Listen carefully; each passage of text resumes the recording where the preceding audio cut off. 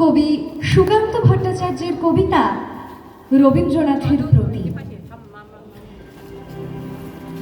এখনো আমার মনে তোমার উজ্জ্বল উপস্থিতি, প্রত্যেক নিভৃত ক্ষণে মত্ততা ছড়ায় যথারীতি।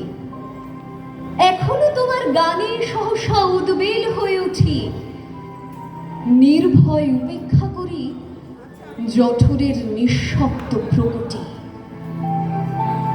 এখনো প্রাণের স্তরে স্তরে তোমার দানের মাটি সোনার ফসল তুলে ধরে।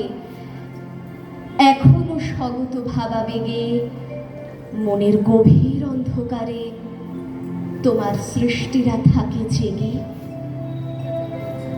তবুও ক্ষুধিত দিন ক্রমশ সাম্রাজ্য গড়ে তোলে, গোপনে লাঞ্ছিত হই হানাদারি মৃত্যুর কবলে।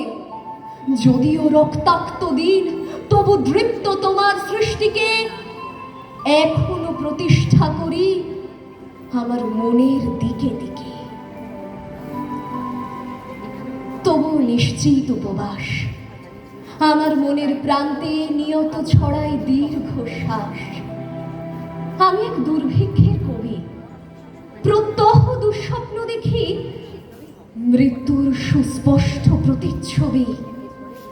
আমার বসন্ত কাটে খাদ্যের সারিতে প্রতীক্ষায়, আমার বিনির্জ রাতে সতর্ক সাইরেন ডেকে যায়। আমার রোমাঞ্চ লাগে